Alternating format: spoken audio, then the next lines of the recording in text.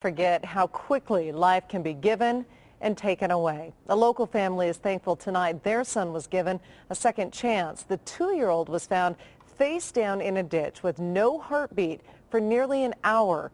Amazingly, he survived, and the family tells Fox 31's Natalie Tisdale what happened and what they believe saved their son. It's a story you'll see only on Fox 31.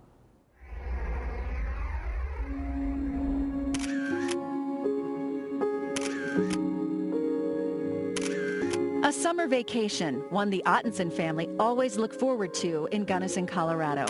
A tradition, a child's dream getaway. Amy and her 3 kids were there with her family. When I realized he was not in the cabin, it had been just a couple minutes since I'd put his pajama shirt on. I started looking for him. A busy, active, almost 2-year-old, Gore wasn't hiding this time.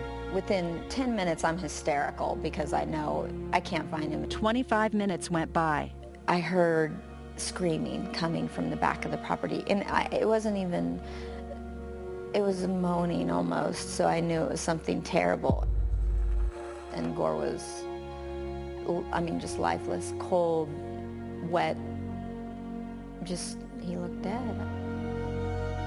Amy's dad, a retired physician, started CPR. 10 minutes later, paramedics arrived. There was no heartbeat.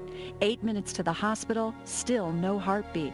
Almost 40 minutes went by at the Gunnison Hospital. Finally, his heart started, which meant a flight straight to Children's in Denver.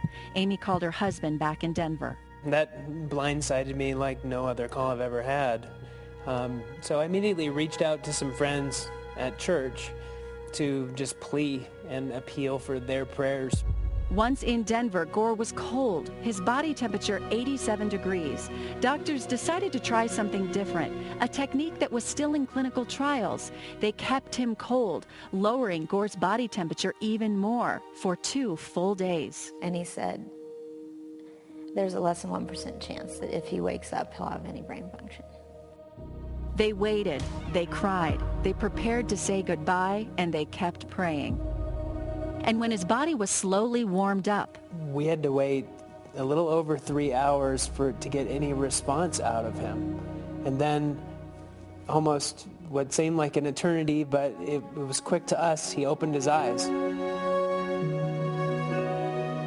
In the hours ahead, MRI tests would prove Gore had no brain damage. I think if you believe in miracles, then this is one that would count as such. Dr. Tim Bernard is the neurologist who first saw Gore when he was warmed up. He was in cardiopulmonary arrest for 36 minutes. He was in the ICU for a prolonged period of time, and I was highly concerned that he might have suffered some very severe brain injury. Gore's recovery amazed everyone. In a matter of days, he was back to himself, even walking out of the hospital on his own. Come on.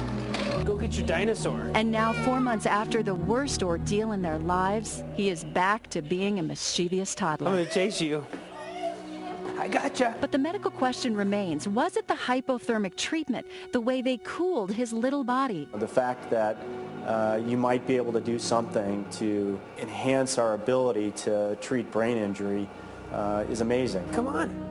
Can you say hi? Dr. Bernard says that, along with everyone doing their jobs perfectly from the moment he was found to the time he was brought to Denver. The Ottensons give credit to the doctors, but above all else, we get to enjoy the blessing of having him as our son, which when you get so close to the threat of losing him completely, it's truly a miracle. Natalie Tisdale, Fox 31 News. Wow, what a story. Hypothermic treatments are currently being used in select cases on adults and on babies, but rarely on toddlers. Gore's case is currently part of a national clinical study that could one day lead to more routine procedures that include this type of cooling treatment. Boy, that is one lucky boy. You got to think that there was some divine intervention in there, too. Absolutely. It's a terrific story. They're going to have a wonderful holiday. Well, the White House unveiled